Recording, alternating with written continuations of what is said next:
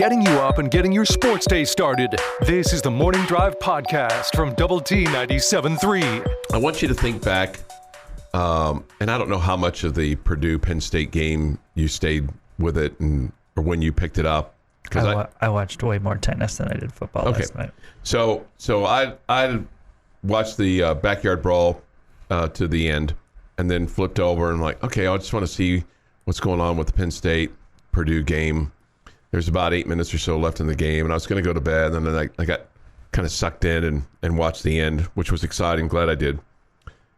But I want you to think back to baseball season last year and when you were in Waco, and I believe it was the Sunday afternoon game in Waco, and you were talking about the two guys that were dressed alike wearing all gold. Okay? Okay. You remember those guys? Oh, yeah. Yeah, and those same two guys, we ran into them in basketball season at the Farrell Center, okay? Okay.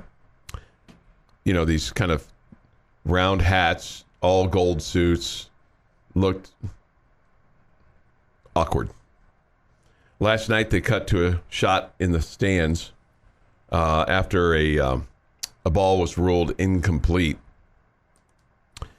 And I think the cousins of the Baylor dudes were there last night in West Lafayette representing the Penn State faithful, because these guys had the same kind of derby hats on, white suits with some kind of, I don't know if it was a Penn State Nittany Lion or the Eye of a Lion or whatever, but they were derby hats, all white, and they looked just like those guys.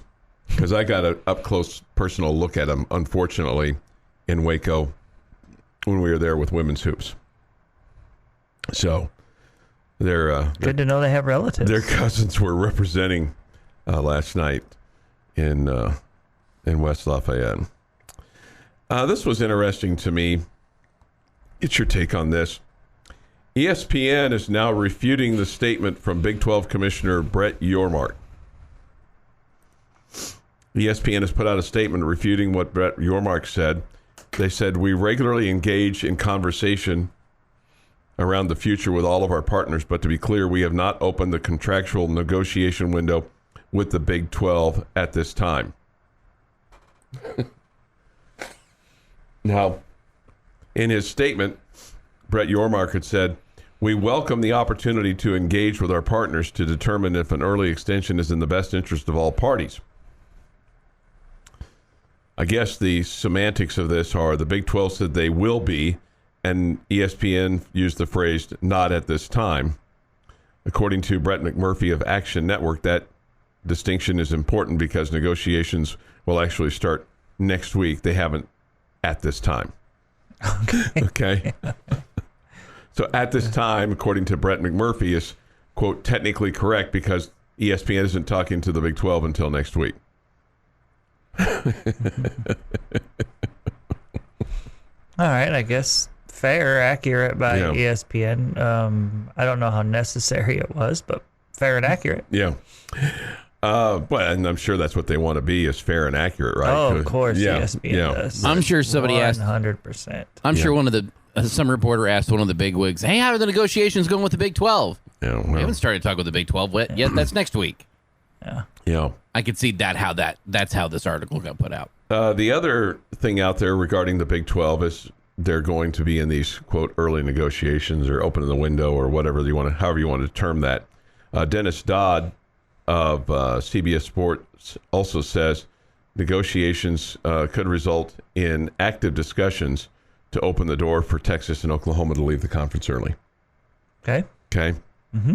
So kind of starting to hear that drumbeat a little bit. Maybe also along the same lines as, hey, we're going to have some early negotiations. So kind of feel like those two things are going a little bit hand in hand. Yeah, it does appear that way. You know, kind of feels like that. It's like, okay, maybe one kind of leads into the other. You know, if you're able to get your deal and you add in some teams and you have this negotiation, and maybe you come out in the wash. the commissioner did say this of the Big 12, Brett Yormark. In any situation like this, always look for a win-win scenario. That being said, it's important that whatever happens in the best interest of this conference. So I'm glad he's got that in mind. That's what we pay him for. That's what we pay him for. The other thing is that apparently the Big Ten, according to Dennis Dodd, has continued some level of pursuit of Oregon, Washington, Cal, and Stanford. Then if that happens, okay, then you probably get the Arizona State, Colorado, and Utah, maybe. It's a lot of teams. Yeah, coming to the Big 12. Mm-hmm. So maybe no matter how you look at it, the Big 12's okay.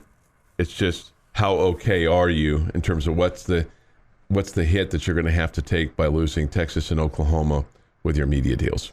Sure.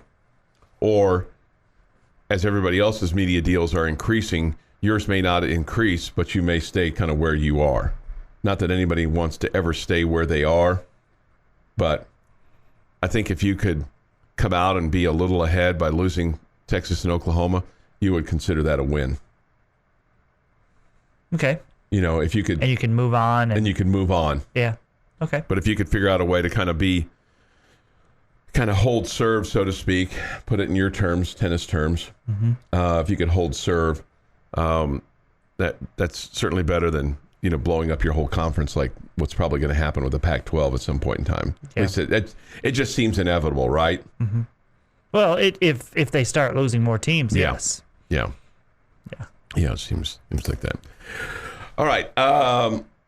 This from Dan in Dallas. Hey, Chuck, I will look for you tomorrow. I'm in section 18. I will try and bring a card. Oh, that'd be nice. Oh, very cool. And Dan, I have a new card that I would be anxious to put in your hand.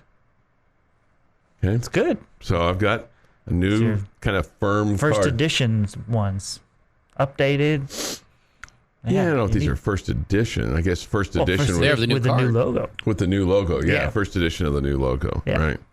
Has the little red in our logo now, kind of a little flare. You should put a CH on all of them. Oh, so that people know they've got a first edition card. Would they be worth more at the Pawn Star store? Maybe. You should autograph the back of them. You think? Mm-hmm. With a stamp or like with my own? No, with a real autograph. So when the guy don't use your auto pen. That would be rude. When the guy goes in there and like, oh yeah, I can see that the felt is, you know, that there's, you know, impression into the card and the ink is kind of spread through, right? All those types of things. Centex Hank says this: Tech wins 48-17. I like that. I'll take that. Yeah. You're not covering, but I'll still take it. What did we determine is it 17 and some change, or is it more than that? 34 and a half. 34 and a half. Boy, anytime you have numbers that high, it just kind of gives me the heebie-jeebies. Right? Sure. Brandon says this: I want us to look dominant. I want Shuck to prove to everyone he deserved the starting role. I want us to get up by 2 scores early and just impose our will after that. Let's build some confidence before the next 2 tough games. I want to look dominant. I don't know. Do you really feel like that you can walk out of tomorrow's game and go, oh, yeah, I see why Shuck got the starting job? Can you? You can. I mean, I think you can a little bit. You just can't be 100% certain. I think you got to look at next week to see kind of how that looks against a little bit tougher matchup. Sure. 6:40 this morning on the Morning Drive. This day in sports history is next on Lubbock's sports station, Double T 97.3 and Double T 97.3.com. Nice to have you with us this morning. Big plays and even bigger laughs. This is the Morning Drive Podcast from Double T 97.3. Time for this day in sports history. Today is the second day of September 2022. Here is Jeff McGuire. 1940, PGA Championship in Hershey at the Hershey Country Club. Brian Nelson wins his first PGA Championship, beating Sam Snead 1 stroke up on the Monday 36-hole playoff. 1946, American golfer Ben Hogan wins the Golden State Open at the California Country Club in Los Angeles. It's his third consecutive PGA event win and 11th title of the season. It would also be the second time that year that he won 3 straight tournaments. 1957, Milwaukee first baseman Frank Torrey scores 6 runs to tie a major league record. Braves rout the Cubs 23-10. 1962, St. Louis first baseman Stan Musial records his 3,516th hit in a Cardinals 4-3 loss to the Mets. Why is that one important? Is this the last one? Nope. Overtook Tris Speaker into second place behind Ty Cobb on the MLB all-time hit list. 1965, Cubs slugger Ernie Banks hits home run number 400 off Kurt Simmons in a Chicago 5-3 win over St. Louis at Wrigley Field. Little fun factoid for you to take to the water cooler, Chuck. Yes, sir. Simmons also gave up number 400 to Willie Mays. How about that? 1971, teenage debuts, Chris Everett, Jimmy Connors win their first matches at the U.S. Open Tennis Championship at Forest Hills. 1972, Chicago Cubs pitcher Milt Papps. No hits the San Diego Padres, 8-0. Chuck's favorite Yankee. Craig Nettles. Billy Martin is fired as Detroit Tigers manager due to continual differences with the front office. Shocking. Goes on to manage Texas, Oakland, and the New York Yankees 5 separate times. 5 separate times. Jeez. And in What a mess. And in 1987, Houston outfielder Kevin Bass becomes the first National League player to switch hit home runs in a game twice in one season in the Astros 10-1 win over the Cubs. They've been playing baseball a long time up until 1987. A lot of time in the National League. And Bass was the first player to switch hit 2 home runs in the same inning twice in a season. Same inning? Same game. Same game. It's National Grits for Breakfast Day. I hate grits. I've never had them, but they just look so gross to me. Yeah, they look so gross that I've never had them. Yeah, that's better. That's well said. So I guess we're citizens of the world today because it's also International Bacon Day. Okay. I think I'm citizen of the world every day, aren't I? Well, yeah, we're going to be celebrating with the world with bacon. Okay. All right. Because, why wouldn't we? If there is ever a day where you feel like I've lost my citizenship, just let me know, okay? Will do. All right, thank you. Happy birthday, Keanu Reeves is 58. Selma Hayek, 56. Mark Harmon, 71. Brandon Ingram, 25. Jamie's favorite quarterback, Terry Bradshaw, 74. Nate, I liked him as quarterback. Can't was just stand everything him as a afterwards. broadcaster. Buffoon. Nate Archibald, 74. Tiny. Harvey Levin, 72 from TMZ. Yeah, I was going to say TMZ. And the People's Court. And Eric Dickerson is 62. Never heard of him. Is how old? 62? Eric Dickerson, 62. He still looks like He he does. could play, man. And on this day, in 1945, aboard the USS Missouri in Tokyo Bay, Japan, Japan formally surrenders to the Allies, bringing an end to World War II. And that is this day in sports history. It was hard getting the word out. There was no internet. There was a lot of Japanese that were still fighting after that. They didn't hear the word about the old surrender. Well, I've seen the internet. I don't know that I would trust it either. Yeah. If I was on a fighting army, I'd need orders. I turned 62 next month. Maybe I don't think I look better than Eric Dickerson though. I don't know, man. I saw the pictures on Facebook. Should I do a poll? I think you should go Do a poll tomorrow or next month when I turn 62 and say you and Dickerson side by side. who rocks it better? 62. Mm-hmm. I'm not as beat up as he is, but I'm sure he's probably still Still has it. He looks like a smart guy because he wears glasses. Dickerson. All the time. Yeah. Our frequent contributor, Juan, says it is his lucky lady's birthday tomorrow as well. Happy birthday, Amanda. So if she's dialed in this morning, happy birthday to Juan's lucky lady this morning. Washed Up Guy says this. He's our senior advisor to the Morning Drive. I'll be on row 52, the last row up in section 117. I really don't expect you to bring me one of those new cards all the way up there. Enjoy the game. Washed Up Guy. Yeah, enjoy the game. Probably be easier for a washed up guy to come down to you when he's coming down to get some grub or use the restroom. Sure. High school football last night. Not good news for Monterey at Lowry Field. They fall to Wiley 30-0. How about this? I didn't realize that they were this, but O'Donnell, I didn't know they were the Screamin' with no G, apostrophe at the end, Screamin' Eagles. They took down the Grady Wildcats last night, 54-36. I like that, Screamin' Eagles. Screamin' Eagles. Yeah. Not a good day for the other Eagles around town. The Ropes Eagles fall to Eunice, the Cardinals, 31-12. Okay. So those among the high school scores. The fellas on Saturday morning will break it all down as part of Optimum Game Day Live presented by United Supermarkets with the Saturday morning quarterback Saturday morning from the Fraser Alumni Pavilion. So we'll look forward to hearing from Mr. Luft et al. On Saturday morning.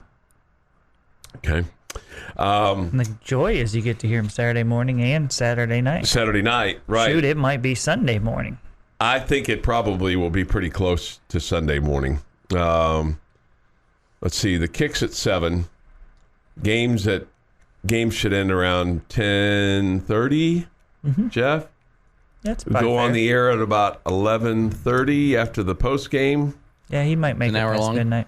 Yeah, so the Double T 97.3 Coors Light post game show from the Overton Hotel and Conference Center will probably go into Sunday morning. And if the phone is rocking, we will be extending it because if people want to call in and voice their opinion, we will let them. I just hope I don't have to convince him or tell him, hey, we won the ball game, because there's been some times when, and he was right in those times. He was, but I mean, I hate reminding him that we won the ball game. Okay? I hate reminding him that we won the ball game. Andres Flores, by the way, will join Garrett on the Saturday morning quarterback. Your other lineup of stars tomorrow will feature Thetford Nashby, the bottom line, end of the bench, Tech Talk, and the anchor team here, at least this week, week 1, is you and I, Jamie. That's right. Yeah, we're gonna bring it home, take you up to the Red Raider Tailgate Show, right about an hour before kickoff. So we'll be there to extend the right hand of fellowship for the team as they do the Raider walk right to the right of us down the tunnel. Probably have their blinders on, so they probably won't, notice that we're there. But we'll be there in case the right hand of fellowship needs to be shook. Okay, not stirred, shook. Right? Okay, 6:55 this morning here on the Morning Drive. Sports Center is next, and then we'll talk some more Red Raider football here on Lubbock Sports Station, Double T 97.3. Recapping yesterday while looking ahead to today's sports day. This is the Morning Drive podcast from Double T 97.3. Jamie Lent and Jeff McGuire. I'm Chuck Heinz. Look forward to your thoughts and comments on the Yates Flooring Center chat line. Go to doublet973.com for that, or the mobile app. Benchmark hotline at 806-771-0973. The Double T 97.3 mobile app presented by Happy State Bank. Is there one thing you want to see tomorrow? A comfortable win. Okay. That would be the first and foremost for me. First and foremost. Okay. Field goal to go through the uprights. The first time or every time? Every time. Every time. Okay. Don't really want to see a whole bunch of them. Well, that's, if there's 3 of them, I would like all 3 of them to go through. If there's 7 of them, I would like the offense to score more touchdowns. I would prefer they not stall, right? Yes. And that you have a bunch of 32-yard field goals. That'd be something that I would prefer not to have happen. Defense to give up under double digits. Yeah, you got a potentially scrambling quarterback tomorrow. I don't want to see any 3rd and 22s get converted. That'd be nice. Go ahead and wrap them up and get them off the field as quickly as you can. Sure. I'd like to see the defensive line penetrate a little bit. That'd be. If you want to talk about the battles in the trenches, I'd love to see you dominate there on both sides. Yeah. That would give me a little bit more confidence. Yeah. Us to walk out of the game with 10 toes. 10 toes. That means we stop shooting ourselves in the foot. Oh, okay. Okay. Texas Tech takes on Murray State tomorrow. Last year beat Stephen F. Austin 28-22. 2020 beat Houston Baptist 35-33. Now you've got their offensive coordinator on your sideline, so that's a good thing. Zach Kidley. Yeah, we think so. Yeah, we think so. Montana State, you beat them 45-10. Lamar, you beat them 77-0 in 2018. You don't really necessarily learn a tremendous amount from these games unless you have those games like the last couple of years with Stephen F. Austin and Houston Baptist, where you felt lucky to win the ball game. Yeah, it's kind of telling. That was kind of telling. Yeah, but you were a bowl team last year. Last time you lost last time you lost an opener was 2018, fell to Ole Miss 47-27.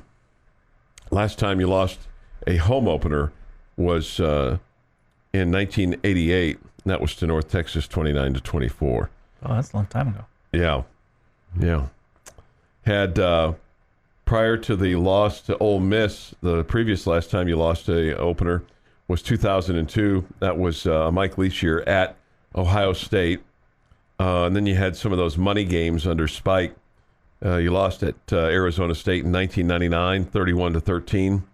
That was crushing also because you lost a big running back in that game. Wasn't that was that like a Friday night game?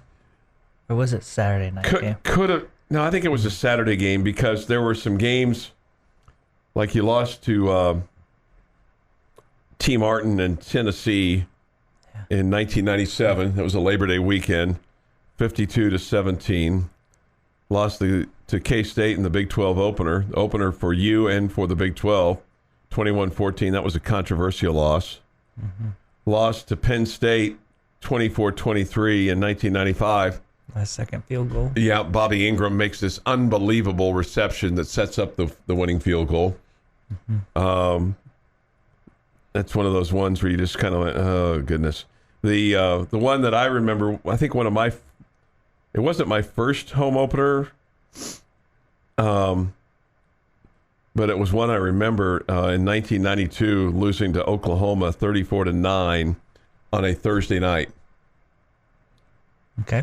And the thing that I remember about that game was how full the stadium was at the start, at least in the lower bowl.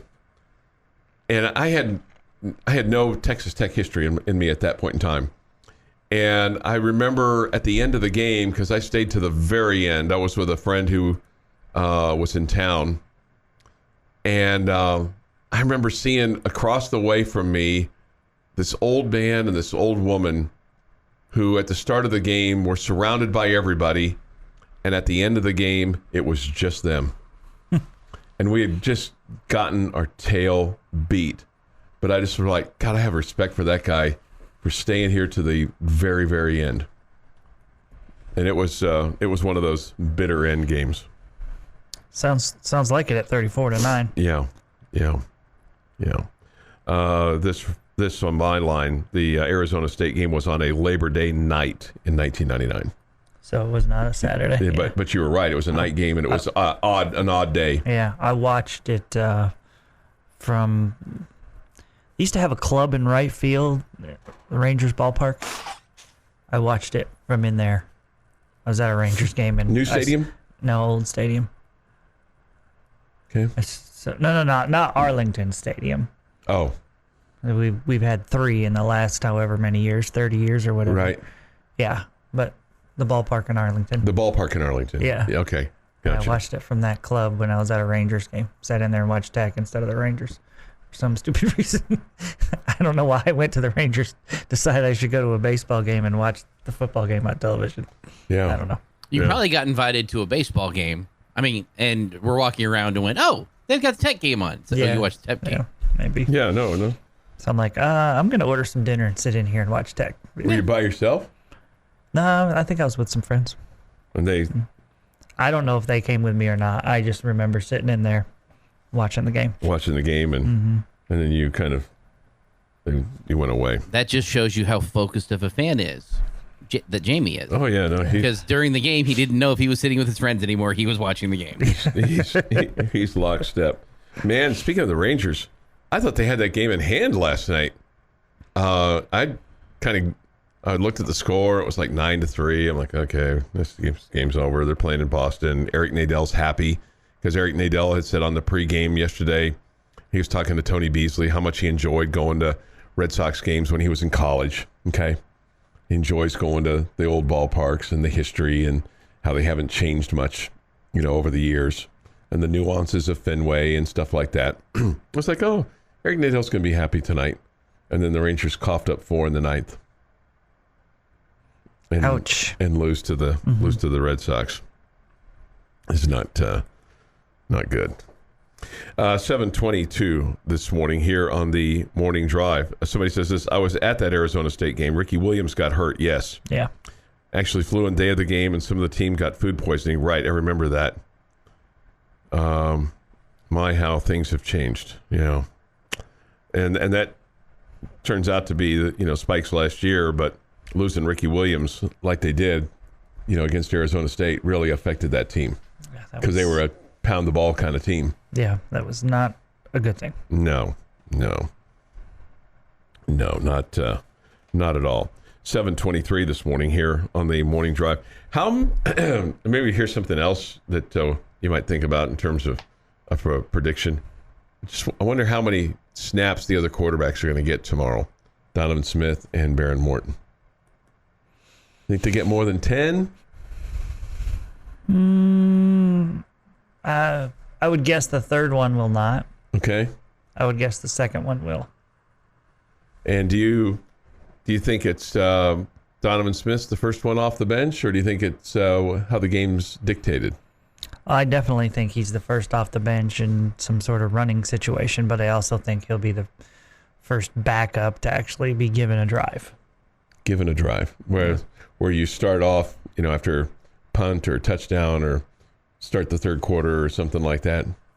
I think I'd be surprised if they started the third quarter with a change of quarterback.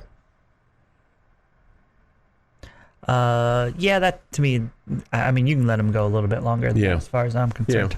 Yeah. I also think that maybe if you, I wonder about starting a drive before the fourth quarter too. I think it's going to be the fourth quarter before they start a drive, but I don't know. Could be wrong about that after a punt or a touchdown or something like that. I know this. I don't know that I would really think. I don't really want to think. I want to see Tyler Shuck run the ball too much. Yeah, I mean, you want to be careful, but at the same time, if that's a part of your offense, you gotta run your offense. Yeah, that's fair. 7:25 this morning. Here on the morning drive. We get this. Can y'all wish Sloan happy 8th birthday on the way to school this morning? Hey, Sloan, happy birthday. Happy birthday, 8 is great, Sloan. right? Yeah. 8 is great. Getting you up and getting your sports day started. This is the Morning Drive podcast from Double T 97.3. Jamie's question of the day on Double T 97.3 is presented by Bizarre Solutions. Call them today for a free cybersecurity audit. All right. It's opening game eve. Jamie, what's your question? All right, and the question will be involving the Red Raider football team. I want to know, it's a two-parter. I want to know which Red Raider newcomer you're the most excited to see, and which Red Raider newcomer you think will have the biggest impact this year. Okay. Newcomer. I'm going to say Brady Cup. Baylor? Baylor Cup. Yeah, Baylor Cup. The tight end. I think he'll have a big impact on this football team. I realize he's not number one on their depth chart. Jeff? It's a really, really good question. Because I'm more interested, like, where I'm really focused is on what Tyler Shuck's going to do this year, what the defensive backs, where your leadership is there, going to do, how that's going to play out, what Miles Price is going to do with the wide receivers. Like, the returners is really where I've been focused. Yeah. I don't even know that I have a good answer for this on the newcomers. Yeah, I think that's fair because, like, it's so hard to. I mean, usually you look at newcomers as like the freshmen that were coming in, or maybe some junior college transfers. Mm-hmm. But now it's just it's littered with, super seniors or grad transfers or things like that. Did somebody pop off the chart to you? I think definitely number one on my list is Baylor Cup. I feel like he's going to end up being the go-to guy as far as the tight ends go. Mm-hmm. And so I'm obviously anxious to see him. I think any of those offensive linemen that you brought in the transfer portal are probably guys that could have a big impact because that's such a major need position. So you could take any of those guys that have come in, but Baylor Cup is definitely my guy. And it's so hard because with regard to the offensive linemen, unfortunately, and unless you're, I don't know, really well versed in it, and I'm not going to sit here and tell you that I'm really well versed in it. It seems like they're only noticed if they do something wrong as opposed to if they do something well. I have one other guy I was going to throw out at you. Okay. Gino Garcia. Oh. He may ultimately be your starting place kicker. Okay. So I think that's a guy that would obviously have a major impact if he's your starting kicker. Okay. And, it looks like Trey Wolf is going to be your kickoff guy, but your field goal kicker is not necessarily it's locked in place. It's up in the air. Up in the air. Like a pooch kick. It's up in the air. But it isn't. Are you just trying to light the fuse? Just trying to. No, I was trying to be descriptive that it, went up high. Mm-hmm. Different answer. Not what you wanted. I'm going to go ahead and say that. Joey McGuire. That's the answer. That's the one I'm most excited to see how that happens. Well, you could also say Zach Kitley, too. Well, sure. You could put Tim DeRuyter on there, like all through the entire coaching staff, because they're all new, too. Yeah. Yeah. Okay, so those I mean, to be fair, that's the one I've spent the most amount of time watching from the newcomers. Paul says this. He says defensive back Jacob Peoples from Cedar Hill.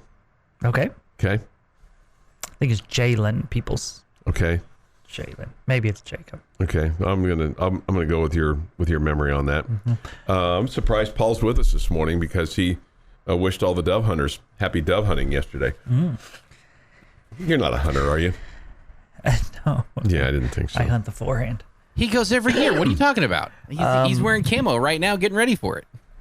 I wonder how much time we will spend on Tuesday talking about Joey McGuire's. Just how he handles himself on the sidelines. Well, I'll be observant, so I'll be able to give you a good critique. I think. I think Over under 1 hour. I don't think you're the only one. I think other fans are anxious to see what he's like over there. Yeah. Over under for the whole show, 1 hour. 1 hour? No, we won't spend an hour on it. I'm feeling sick for Tuesday. No, we've got a 3-hour show. We've got 3 specific features throughout the show. Mm-hmm. With This Day in Sports History and the boom, boom, boom, and we've got a pun for the review on Monday. On Tuesday.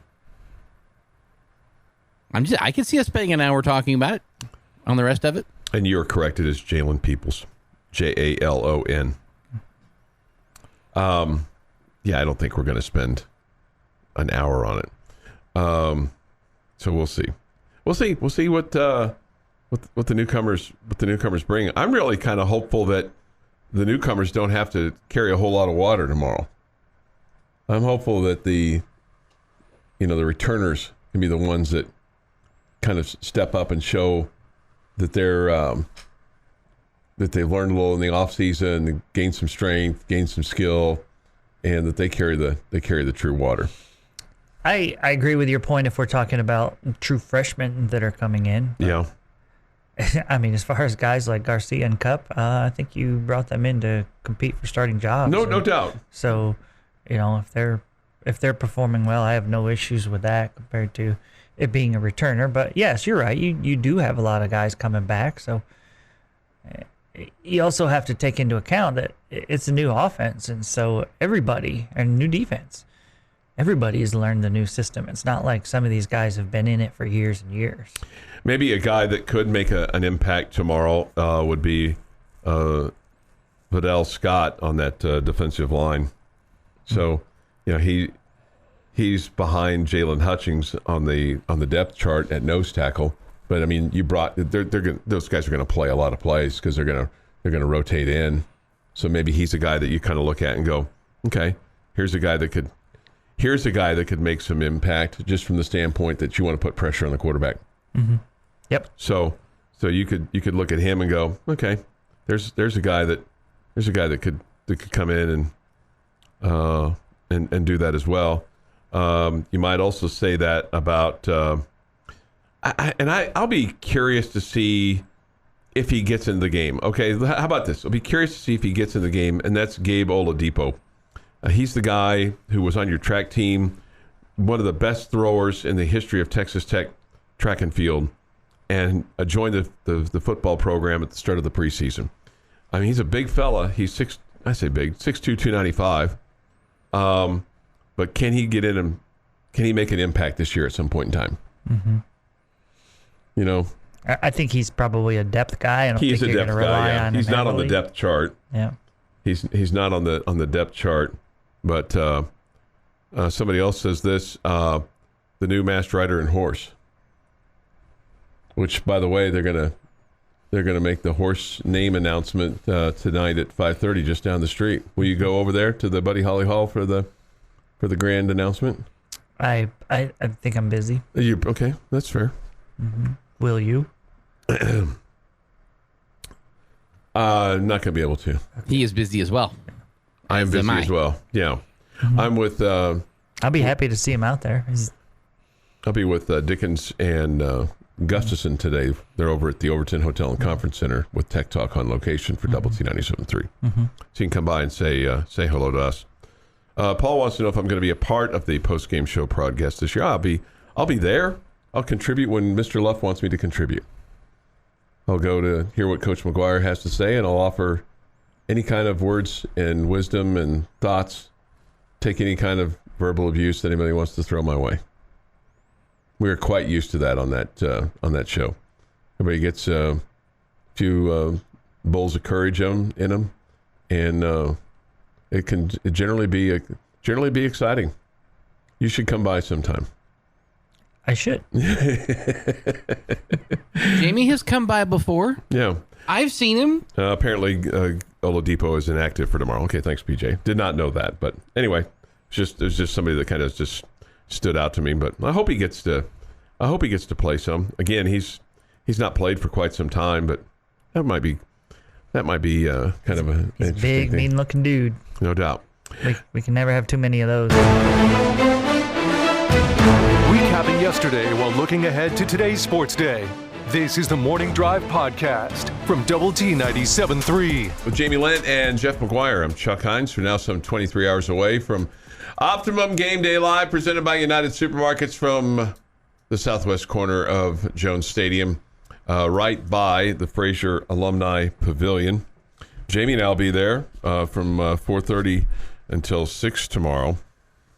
You have Raider Walk tomorrow that will go right by us. I'm really excited about that. Do you think the band will be with them when they do that? I think the band is going to be lined up to kind of help spur the charge. This Well, they got to give them room to the fans to give them high fives. Yeah. So make sure the band's not in the way of the fans, okay? The Going Band from Raiderland and the Texas Tech Spirit Squads will be on hand each week to cheer on the Red Raiders as they begin their preparations. Fans are asked to line the streets prior to the team's arrival and then enjoy other pregame entertainment at Raider Alley afterwards, okay? This will take place 2 hours and 15 minutes prior to kickoff. So this will be at 4:45. 4:45, thank you.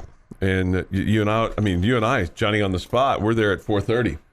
So we'll get there right before, shake hands, kiss babies, assume our appropriate position there on Optimum Game Day Live, and then be ready for the action. And be ready to see everybody. Hey, I got. So I'm sure they'll have the band. I think it's great that the band's going to be there. I'm sure they'll just move them, just to make sure that the fans can get inside of them, right? Because you want the fans to be able to high five the players and encourage them as they're coming down the runway, all that good stuff. But I think it'll be cool. Speaking of, and you and I should be able to just shut up, just let the band play. It's like. What we should have one of those mobile microphones, and I could walk right down like Al Roker does on the Macy's Thanksgiving Day Parade, and I could walk in lockstep with Coach McGuire. Wouldn't that be cool? I bet he'd do it. And you could lead the parade. Yeah, well, I wouldn't be leading. I just would be you don't think there. Coach McGuire will be at the front? Yeah, I think he should be. Yeah. You would love that. I think that'd be awesome. Yeah. You would love that. I would love that. By the way, and listening to him last night, and I'm not sure or where or if, but he said he was a big fan of Sports Talk Radio last night. He didn't mention us specifically, but he did mention that he was a big fan of Sports Talk Radio, that he enjoys listening and looking at message boards and seeing what the fans have to say. So I'll tell you, go out there and beat the bejesus out of them tomorrow, then go to the Double T 97.3 mobile app presented by Happy State Bank, and you'll see a lot of interaction. Go out there and fumble one away, and it'll humble you really quick. So how much is this going to affect your criticism of said football team? Oh, no, it won't affect it at all. If you believe he's a fan of Sports Talk Radio. I think he's a fan of Sports Talk Radio. I don't know how much Sports Talk Radio he takes in, okay? So I don't know. Hey, I got this communique, and this is pretty cool. Today in New York City, and it happened about half an hour ago, Raider Red, along with other mascots, rang the bell to open the bell at the New York Stock Exchange this morning. Okay.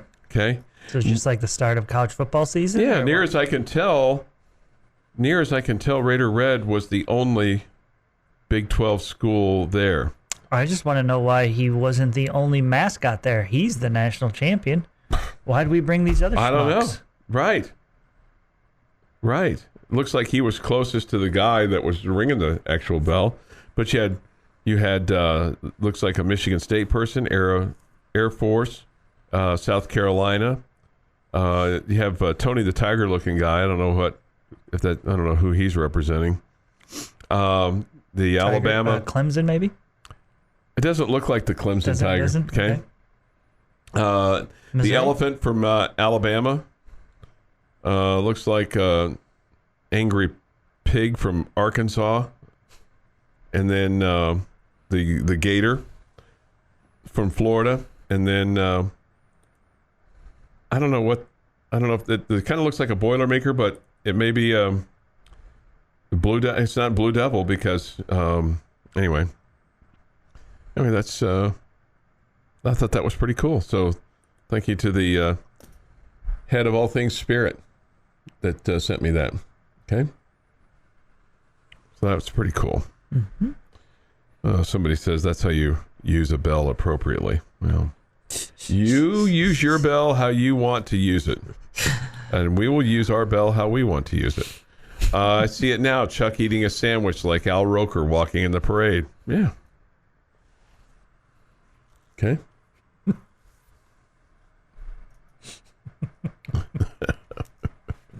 There you go. I want you right up at the front. Right up at the front. Maybe you Would could be you one get- of the guys that holds, like, you know how some parades, like, they have the banner? Boy Scout Troop 75. Yeah. Right, yeah, right. Lubbock, Texas. Right, I could be the... You could be holding one end of the banner. You on one side and Coach McGuire on the other. Wonder what it would take for me to, like, just be a, like, carry a baton or something, for the going band when they go to the Thanksgiving Day parade next year. Not this year, but a year from this year. If you're going to have a baton, you have to toss it and spin it. Maybe you need a staff. How about just a... Maybe you need one of those little, like... yeah, right. It's just wear a top hat and tuxedo That would be great. and lead the way. That would I be think that great. would be... I think that Let would be all Coach kinds Gerlich of know. I bet she can get that done. awesome sauce, Because right? you guys are going to be there, right? Well, she talked about it. I don't know if she talked about it. She talked about that would be really cool to do. Yeah, you should make that happen. Yeah. If that happens, I will watch the parade. I will 100% watch it. Now, If Chuck, me and the Lady Raiders are there. just a warning. The parade route is 2.5 miles long. Oh, I can do that. That's a piece of cake. Right, but you're going to have to be doing, energetic stuff for 2.5 miles. Piece of cake. You can't just, I'm in good enough walk. shape. Yeah, I mean, you got to do the whole thing. You got to be pumping that staff up. Piece of and cake. down, up And and it's got to be the same pump at the beginning as it does at the end. I can Especially in front of the judges. Philip Sousa with the best of them. Okay. Mm-hmm. Okay. A couple things that I know that you're really, really interested Maybe in. it'll rain, so you'll be in your element. Ah, yeah, maybe so. I could take my lawnmower and be like those lawnmower people from the 4th on Broadway years and years ago. The lawnmower brigade. Let's see here. A couple things that I know that you're really, really interested in, Jamie. Texas Tech will be wearing black, red, I should say. Black helmets, red tops, black pants. When they wear black, red, black, Jamie, Oh, boy. Texas Tech's 11-3. All right. Also, here you go. Tech all time on September 3rd, which is tomorrow. The Red Raiders have won the last 4 times. The 2 times they lost, that Thursday night game against number 15 Oklahoma in 1992, 34-9, and the last time they lost to an FCS opponent, North Texas, 29-24 in 1988. They did beat Stephen F. Austin 69-17. That's the game Mahomes went for 300 plus the 3 passing touchdowns in the first half, like Spencer Sanders did yesterday. They beat Texas State. That was a Tuberville game at Texas State, 50-10, and then won against SMU in 07. You've been listening to the Morning Drive podcast from Double T 97.3. For more from Lubbock Sports Station, go to doublet973.com.